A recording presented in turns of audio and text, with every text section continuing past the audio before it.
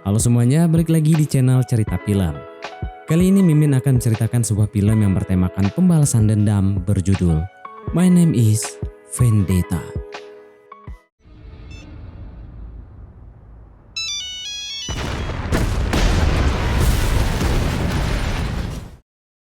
Berlatarkan di Italia, lebih tepatnya di sebuah stadium arena olahraga yang berada di pusat kota.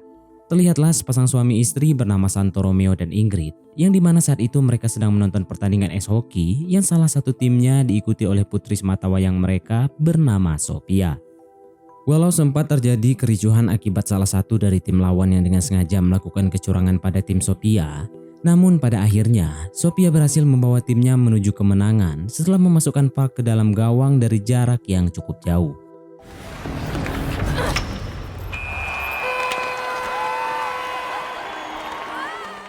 Menemui ayah dan ibunya, Sophia pun disambut senyum bangga dari kedua orang tuanya itu. Terlebih di sang ayah yang langsung menepuk dadanya dengan kepalan tangan dan dibalas oleh Sophia sebagai simbol bahwa putrinya lah yang terbaik dan tidak pernah terkalahkan. Ketika Santo mengajak istri dan putrinya masuk ke dalam mobil untuk segera pulang ke rumah, Sophia tiba-tiba teringat dengan janji sang ayah yang sebelumnya pernah mengatakan akan mengajari Sophia menyetir mobil jika Sophia berhasil memenangkan pertandingan bersama timnya itu. Sore harinya berlokasi di pegunungan, lebih tepatnya di sebuah rumah papan yang sudah belasan tahun dihuni oleh Santo dan keluarganya, yang mana pilihan lokasi itu bukanlah semata-mata karena ingin menikmati keindahan alamnya, namun sebaliknya Santo memiliki alasan lain yang bahkan istri dan putrinya pun tidak mengetahui apa dan kenapa Santo tetap bertahan membawa keluarganya di tempat terpencil seperti itu. Dan sore itu tibalah waktu Santo mengajari Sophia menyetir, mendampingi putrinya yang langsung mengendalikan mobil memasuki hutan dan sungai, menerjang gundukan tanah dan batu-batu sungai tepat di bawah lereng kaki gunung. Sebelum pulang ke rumah, Sophia dan sang ayah memutuskan beristirahat terlebih dulu sembari menikmati suasana padang rumput yang terbentang luas di sekeliling mereka. Di tengah kebahagiaan yang dirasakan Sophia saat itu, ia pun sempat bertanya pada ayahnya tentang apa alasan sang ayah yang memilih tinggal di tempat terpencil seperti yang mereka tempati saat ini. Sedikit kaget dengan pertanyaan itu, namun sang ayah menjawab dengan alasan singkat bahwa semua itu ia lakukan demi mengejar cinta ibunya saat masih muda dulu. Tak lama Sophia mengajak sang ayah untuk berfoto bersama.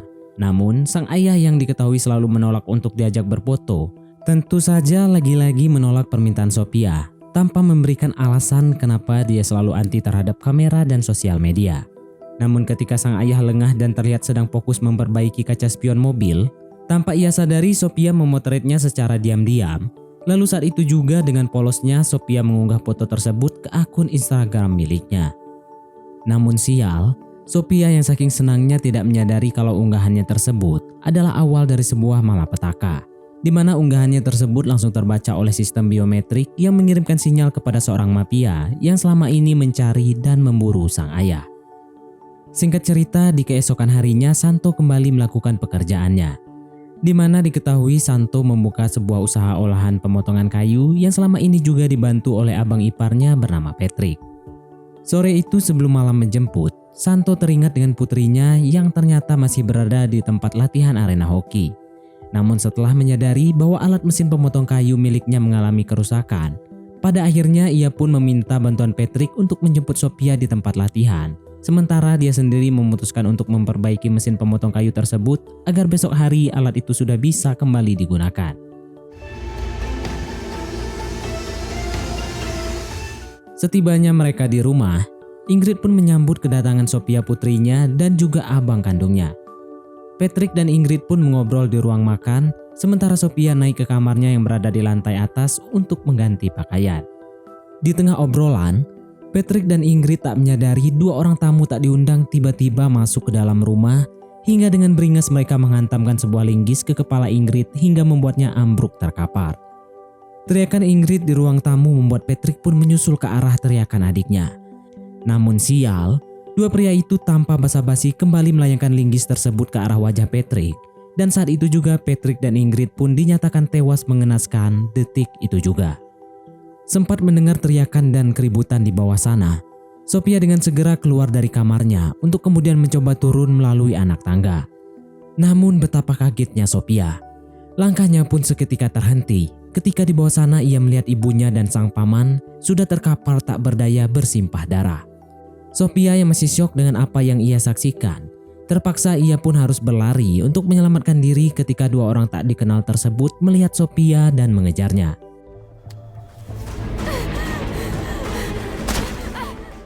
Sebelum malam semakin larut, Santo pun memutuskan pulang ke rumahnya. Sempat menghubungi ponsel Ingrid dan Sophia untuk sekedar menanyakan kabar. Namun karena tak ada jawaban, Santo pun sempat berfirasat buruk di tengah perjalanan hingga ia pun memutuskan untuk mempercepat laju mobilnya agar segera tiba sampai di rumah. Namun betapa kagetnya Santo ketika baru saja tiba persis di depan pintu. Ia menyaksikan tubuh istrinya dan sang ipar yang sudah tewas bersimpah darah.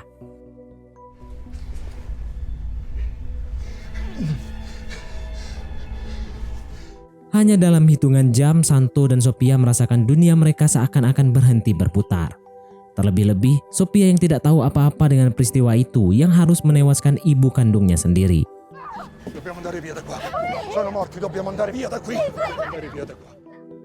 Di tengah perjalanan menuju suatu tempat, Sophia yang masih syok dengan apa yang terjadi membuatnya berteriak-teriak histeris sembari mencoba mencari tahu kenapa sang ayah justru pergi tanpa tahu tujuan kemana. Sementara di sana, ibu dan sang paman terkapar tanpa mendapatkan bantuan.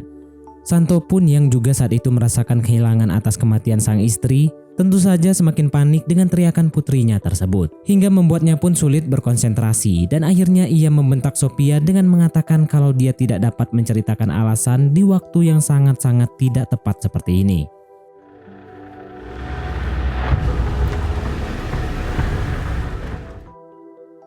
Sampai akhirnya tibalah mereka di sebuah gedung terbengkalai lalu masuk ke dalam mendapati ruangan yang sangat minim oleh cahaya. Membuat Sophia semakin bingung dengan apa yang terjadi dengan semua itu. Sophia pun yang kesal meminta sang ayah untuk memberikan alasan kenapa mereka harus berada di tempat gelap seperti ini. Yang dimana seharusnya sang ayah meminta bantuan polisi bukan malah berlindung di dalam gedung tua dengan tidak melakukan apa-apa. Keras kepala Sophia itu pun membuat Santo kembali marah kepada putrinya yang menyuruh Sophia untuk jangan pergi kemana-mana karena di luar sana nyawa mereka sedang diincar tanpa memberikan alasan yang jelas pada Sophia. Sementara itu berlokasi di kota Milan, seorang pria bernama Rudy Crisara yang tak lain adalah salah satu pelaku pembantaian terhadap Ingrid dan Patrick. Saat itu, ia tiba di rumah kediaman bosnya yang bernama Angelo. Angelo sendiri adalah seorang mafia besar di kota Milan. Kedatangan Rudy Crisara malam itu untuk memberikan video rekaman bukti saat mereka melakukan pembantaian di kediaman Santo Romeo untuk dicek yang dipastikan bahwa Santo sebagai target mereka telah berhasil dibunuh. Dan setelah video diperiksa oleh sang mafia Angelo, ia pun sadar bahwa misi yang ia berikan pada anak buahnya tersebut gagal setelah yakin bahwa itu bukanlah wajah Santo, melainkan adalah seorang pria lain yaitu Patrick, ipar Santo sendiri.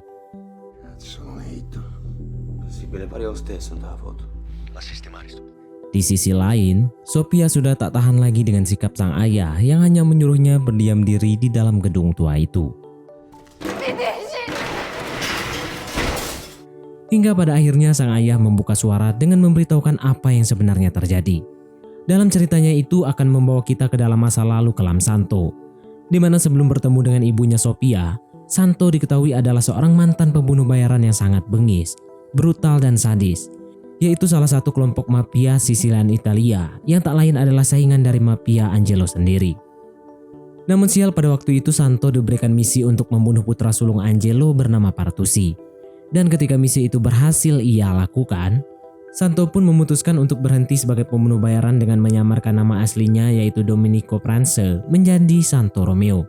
Sementara Angelo yang tidak terima atas kehilangan putra tercintanya membuatnya memutuskan untuk membalaskan dendam hingga bertahun-tahun ia pun mencari keberadaan Santo yang dikabarkan menghilang bak di telan bumi. Akhirnya Sophia pun tersadar kenapa sang ayah selama ini selalu menolak untuk dipoto. Ia pun lantas menyalahkan atas tindakan sang ayah yang tidak memberitahunya tentang hal itu. Karena jika ia tahu, ia sudah pasti nggak bakalan memposting foto sang ayah ke akun Instagram miliknya. Invece, perché tu mi hai mentito sempre, è colpa tua se la mamma è morta. Setelah menjelaskan dulu permasalahan itu pada putrinya, Santo Romeo pun saat itu juga mengemas-ngemas beberapa barang seperti ponsel, uang tunai, plat kendaraan, paspor yang sudah dipalsukan, dan juga sepucuk pistol. Setelah masukkan semua perlengkapan yang dibutuhkan ke dalam sebuah tas tenteng, Santo lalu memberikan 1 unit ponsel tersebut kepada Sophia dan memperingatkan putrinya untuk tidak menghubungi siapapun kecuali hanya difungsikan untuk menerima panggilan dari ayahnya. Usarlo mai per nessun motivo a meno che non sei io a chiamarti. Tu mi aspetti qui e io torno presto.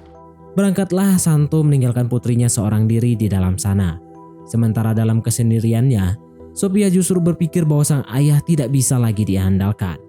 Menganggap bahwa ayahnya itu adalah seorang pria yang jahat dan pengecut. Pada akhirnya muncullah sebuah ide nekat dalam benaknya. Ia melanggar perintah sang ayah yang memintanya untuk tidak menggunakan ponsel, yang dimana saat itu juga ia menelpon Hakim, yaitu sang pacar, untuk segera menjemputnya detik itu juga. Malapetaka kembali terjadi, di mana sinyal ponsel GPS Sophia dan Hakim terlacak oleh anak buah Angelo. Sementara itu, diperlihatkanlah seorang pria tua pemilik sebuah usaha restoran Italia bernama Pituzzo yang diketahui adalah salah satu rekan atau kolega Don Angelo. Yang dimana saat ia baru saja masuk ke dalam restorannya, tiba-tiba seorang pria yaitu Santo Romeo muncul dari belakangnya, menghajar Pituzzo hingga babak belur, sembari menyerangnya dengan pertanyaan tentang siapa pelaku di balik pembunuhan istri dan juga abang iparnya itu.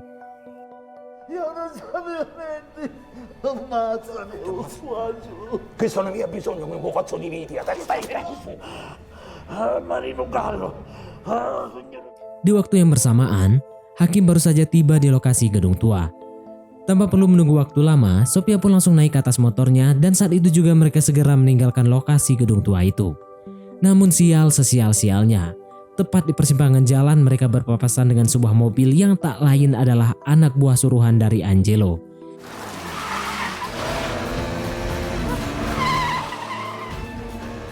Yang mana saat itu juga Sophia pun baru menyadari dan percaya bahwa mafia yang diceritakan oleh sang ayah kini benar-benar tengah mengincar nyawanya.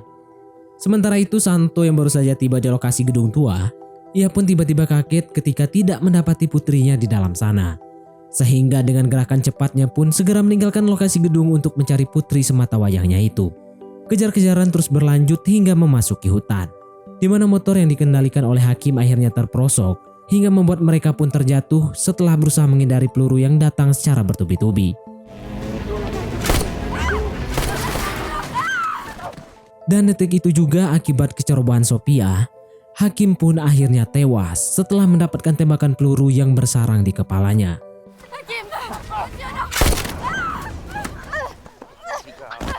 Setelah anak buah Angelo mengikat tangan Sophia bersamaan dengan mulutnya yang ditutupi lakban, ia lalu memasukkan tubuh Sophia ke dalam bagasi mobil, lalu berniat untuk segera pergi dari tempat itu.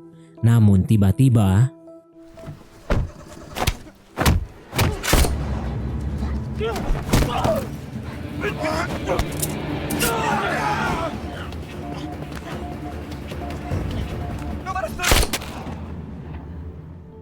setelah anak buah Angelo tewas, Sophia pun seketika terdiam dan terlihat menatap wajah ayahnya.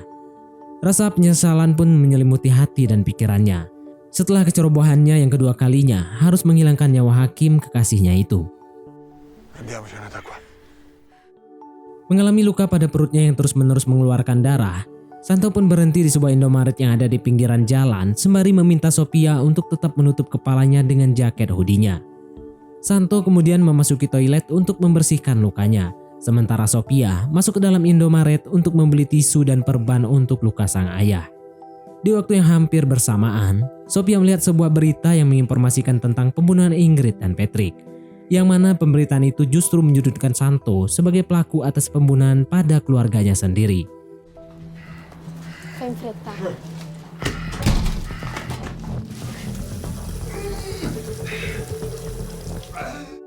Setelah membersihkan lukanya, Santo kemudian keluar menuju mobil. Berangkatlah mereka melanjutkan perjalanan, yang mana kali ini Sophia lah yang menyetir agar sang ayah bisa rebahan untuk mengistirahatkan lukanya.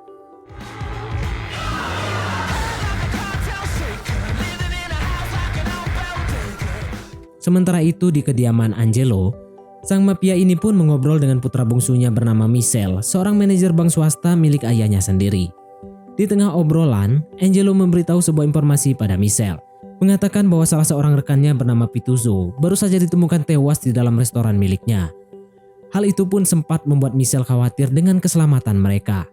Terlebih-lebih ketika sang ayah mengatakan bahwa pelakunya adalah Santo Romeo, membuatnya mencoba memperingatkan sang ayah agar mengurungkan niatnya memburu Santo dan putrinya. Scusami, dovresti sgozzarlo con le tue mani. Invece te ne stai filanzé. Ha ammazzato tuo fratello. Singkat cerita, malam pun tiba. Mobil yang disetir oleh Sophia diminta berhenti oleh sang ayah di pinggir jalan, di mana Santo yang melihat sebuah mobil yang terparkir. Saat itu juga ia mengambil mobil tersebut dan meninggalkan mobil yang lama agar keberadaan mereka tidak terlacak oleh siapapun. Non l'ho ancora ringraziata. Di tengah perjalanan, mereka mendengar berita di radio yang menginformasikan tentang kasus pembunuhan yang tuduhannya mengarah langsung kepada Santo Romeo. Pembunuhan Pituzzo dan salah seorang anak buah Angelo yang ditemukan di hutan membuat nama Santo menjadi semakin terkenal dengan kejahatannya setelah pemberitaan kematian Ingrid dan Patrick juga dituduhkan kepadanya. Di waktu yang bersamaan, Rudy membawa seorang pria untuk kemudian dipertemukan dengan Angelo. Pria tersebut bernama Ferrario, merupakan seorang mantan pegawai pemerintah yang secara langsung didatangkan untuk memakai jasanya, yang memiliki kemampuan meretas sistem jaringan publik seperti kamera CCTV bahkan berbasis satelit, untuk kemudian digunakan melacak keberadaan Santo dan putrinya yang diyakini saat ini sudah tiba di Milan. Singkat cerita, tibalah Santo dan Sophia di pinggiran kota Milan, di mana Santo segera masuk ke dalam dengan melompati pagar gedung itu. Tak berselang lama, ia pun mengirim pesan singkat kepada Sophia untuk segera menyusul masuk ke dalam. Dan di sana, Sophia melihat ayahnya mulai terlihat lemah akibat kehilangan banyak darah, hingga hal itu membuat Santo pun pingsan tak sadarkan diri.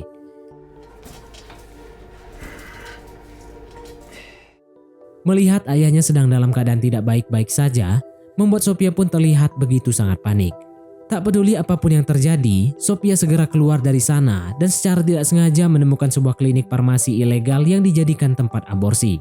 Walaupun kehadiran Sophia sempat ditolak, namun setelah diiming-imingi sejumlah uang, pada akhirnya mereka membawa Santo masuk ke dalam klinik untuk segera dilakukan tindakan pengobatan. Una vita perché se posso dire di aver vissuto. Se stai leggendo questa lettera. Dalam keadaan setengah sadar, Santo teringat kembali proses persalinan istrinya saat melahirkan Sophia. Sebuah anugerah kebahagiaan di masa lalu yang secara tidak langsung keluarga kecilnya itu telah merubah hidupnya menjadi jauh lebih baik. Saat itu Sophia tanpa sengaja mendapati sebuah surat yang dituliskan langsung oleh sang ayah, yang mana surat itu mengingatkan bahwa betapa bahagianya ayahnya tersebut ketika melihat Sophia lahir di masa itu. Setelah membaca surat itu pun membuat Sophia terharu dan meneteskan air mata. Dan setelah Sophia selesai membaca, Santo pun pada akhirnya terbangun.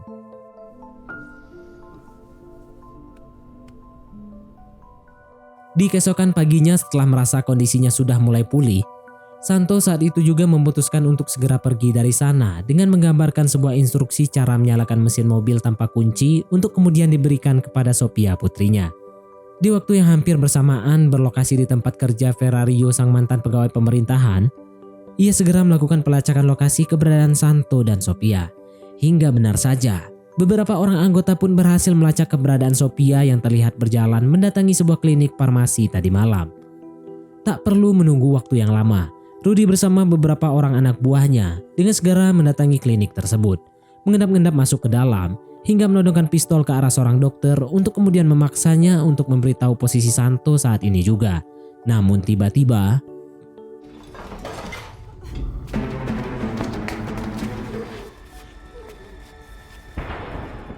sempat melihat Santo berlari di ruangan bangsal, Rudy pun dengan segera mengejarnya hingga ia pun memasuki dan melewati beberapa lorong koridor.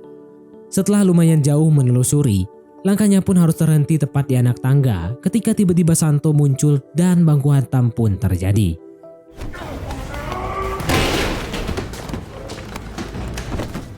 Sementara itu, berbekal gambar instruksi dari sang ayah, Sophia berhasil menstarter dan membawa sebuah mobil ambulan untuk kemudian menjalankan mobil itu menuju belakang klinik untuk menjemput ayahnya. Namun sial saat Sophia berjalan menuju pintu belakang, Tanpa ia sadari, salah seorang anak buah Angelo menghentikan langkahnya, sembari menodongkan pistolnya bersiap menarik pelatuk untuk menghabisi Sophia. Namun siapa sangka inilah yang terjadi. Setelah kejadian yang nyaris mengancam nyawa putrinya itu, Santo pun menyadari bahwa Angelo tidak akan pernah berhenti memburu mereka. Maka dari itu Santo pun bertindak lebih dulu menyerang, lebih dulu membunuh dengan satu harapan mereka tidak terbunuh. Setelah merakit sebuah bom, Santo lalu melatih Sophia belajar dasar bela diri berbasis menyerang menggunakan senjata tajam. Semua itu ia lakukan untuk mengantisipasi sesuatu yang bakal terjadi, dengan harapan Sophia bisa mandiri dalam bertindak nantinya tanpa lagi berharap dengan adanya sang ayah. Il coltello deve stare sempre avanti. Sentirà un dolore. Dan itu adalah sebuah ilmu mematikan dari seorang mantan pembunuh bayaran seperti Santo. Memastikan agar sebaiknya pada tikaman pertama langsung bisa mematikan lawan tanpa memberikan kesempatan untuk tikaman kedua. Malam harinya Sophia menunjukkan sebuah gambaran pada sang ayah, yaitu denah bangunan sebuah bank yang merupakan tempat Michelle putra Angelo bekerja.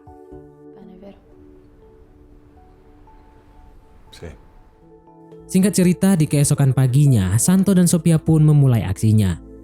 Sophia ditugaskan oleh sang ayah untuk berpura-pura tersesat di depan gedung bank tempat Michelle bekerja.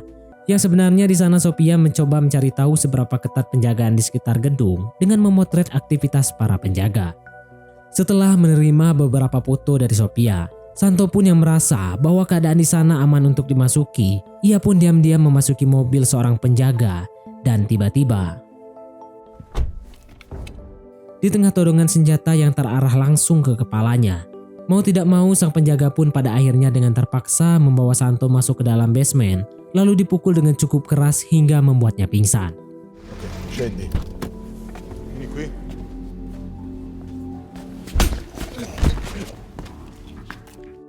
Tanpa perlu menunggu waktu lama, Santo terus berjalan masuk ke gedung bagian belakang, lalu kembali berhasil melumpuhkan seorang petugas yang mengawasi kamera CCTV setelah menyuruhnya membuka lift yang membutuhkan kode akses untuk masuk.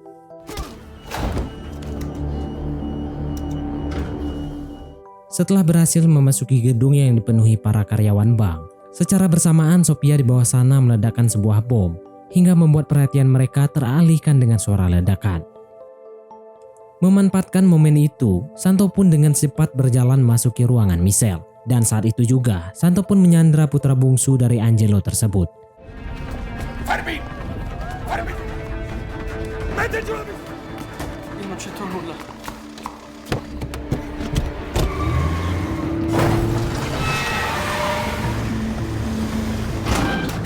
Setelah berhasil membawa kabur Michelle keluar dari parkiran basement yang disetir langsung oleh Sophia, Santo lalu menyekap Michelle di sebuah ruangan, memotretnya untuk kemudian mengirimkan foto itu kepada Rudy. Tanpa perlu beristirahat, Santo pun berniat segera pergi menyelesaikan semuanya, sembari menenangkan putrinya tersebut untuk tetap tenang.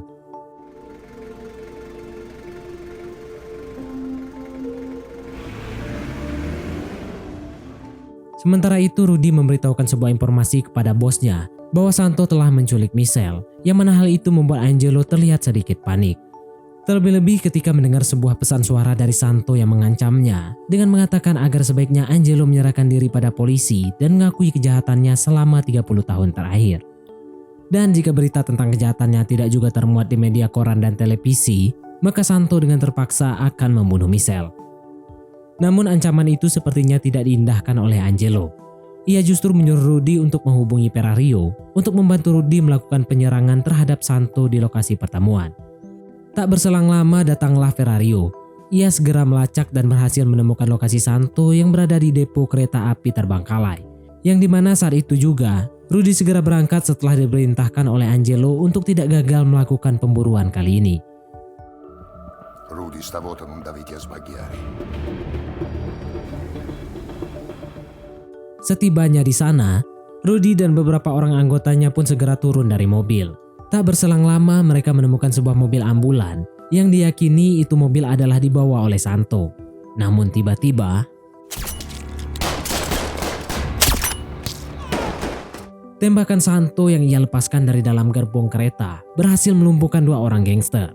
Kondisi gelapnya malam menjadikan sebuah keuntungan buat Santo, di mana sekelompok gangster pun terlihat kesulitan untuk melakukan penyerangan.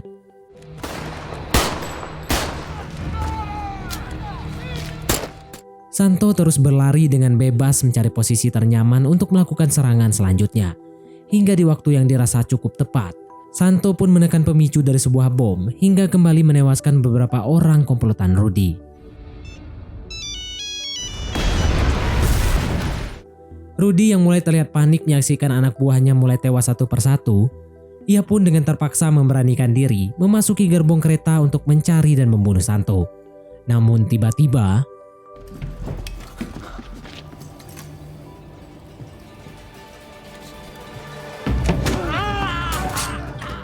sementara itu Sophia mendatangi Michelle yang berteriak-teriak minta tolong.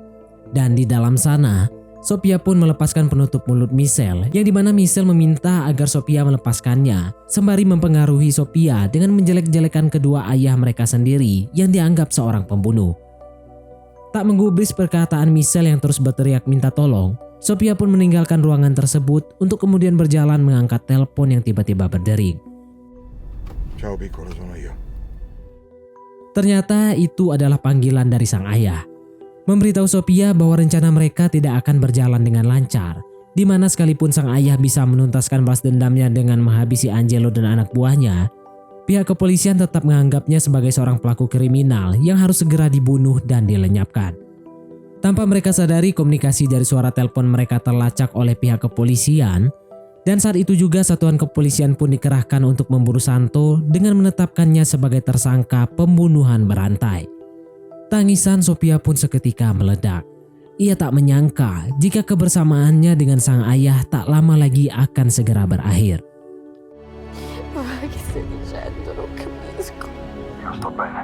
Non andare, per favore. Non posso, Sofia. E ora l'unico modo per essere sicuri che Don Angelo scompaia definitivamente dalla faccia della terra. Setelah Santo menghabisi semua anak buah Angelo dan berhasil menerobos masuk ke dalam, inilah saatnya Santo mengakhiri semua yang sudah ia mulai dengan membunuh Angelo yang kini berada tepat di depan matanya yang juga sadar akan kematiannya itu.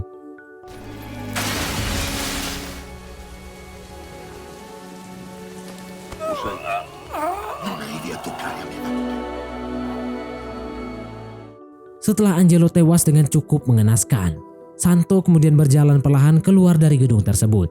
Dengan tanpa pikir panjang, ia pun segera menghampiri satuan kepolisian yang sudah siap menjemput kematiannya.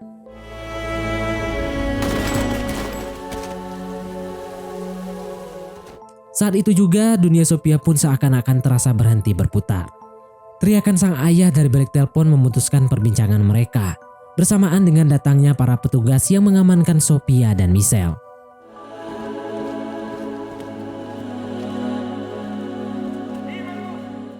Singkat cerita, di keesokan harinya, Sophia pun dimasukkan ke dalam sebuah asrama biarawati untuk sementara waktu. Sebagai gadis yang masih belia, ia sudah tidak memiliki siapa-siapa lagi. Bahkan itu ayah, ibu, paman, bahkan pacarnya pun sudah tiada. Sore harinya Sophia kedatangan seorang tamu yang tak lain adalah Michelle. Sophia diberikan sekotak hadiah berisikan coklat, yang dimana Michelle bermaksud ingin memastikan bahwa perang keluarga Lubianco dan Pranza telah berakhir. Michelle menginginkan perdamaian dan memutuskan untuk berdamai, yang artinya ia mengajak Sophia untuk melupakan masalah pribadi kedua orang tua mereka itu. Kemudian Michelle mencoba membantu Sophia dengan mengatakan jika Sophia membutuhkan bantuan berupa uang, maka ia siap memberikannya kapanpun dan berapapun itu nominalnya. Kebaikan Michelle pada Sophia ternyata jauh dari kata tulus, karena membalas dendam ternyata telah merasuki hati, pikiran, dan jiwanya, yang mana saat itu juga ia berniat membunuh Sophia. Memerintahkan Ferrario untuk melakukan hal tersebut dengan memastikan Sophia tewas dengan jeritan tali pada lehernya seperti yang dilakukan oleh Santo pada ayahnya. Sementara itu Sophia terlihat merasa ada yang aneh dengan gelagat Michelle saat menemuinya. Ia pun sadar bahwa itu hanyalah sebuah kamuflase Michelle yang sebenarnya berniat untuk membunuhnya. Kembali mengingat pesan dari sang ayah yang sempat mengatakan agar lebih dulu membunuh agar tidak terbunuh. Saat itu juga Sophia pun memutuskan untuk pergi dari biara untuk kemudian memutuskan rantai balas dendam tersebut yang mungkin akan terus terjadi hingga turun-temurun jika tidak segera diselesaikan. Cose. Era spinto a farle. Di keesokan paginya, Ferrario yang baru saja keluar dari biara tanpa menemukan Sophia. Saat itu juga ia pun mengabari Michelle dengan mengatakan bahwa Sophia menghilang dari biara, yang bahkan ia pun tidak tahu kemana perginya. Michelle yang sedang berada di apartemennya pun tentu saja terlihat sedikit khawatir dengan informasi itu. Ia kemudian menutup teleponnya setelah menyuruh Ferrario untuk memberi kabar terbaru jika sudah menemukan Sophia. Setelah mengakhiri perbincangannya dengan Ferrario, Michelle pun tiba-tiba kaget dan gugup bukan kepalang, di mana ia baru menyadari bahwa dari tadi Sophia sudah berada di apartemennya itu. Michelle pada akhirnya merasa bahwa kedatangan Sophia ke sana untuk menagih janjinya. Sempat membuatnya tersenyum nakal dengan hasrat gilanya ketika mendapati gadis tersebut yang terlihat akan segera mencubunya. Namun ternyata dugaannya salah, di mana Sophia yang baru saja membisikkan sesuatu ke telinga Michelle tiba-tiba mengamuk.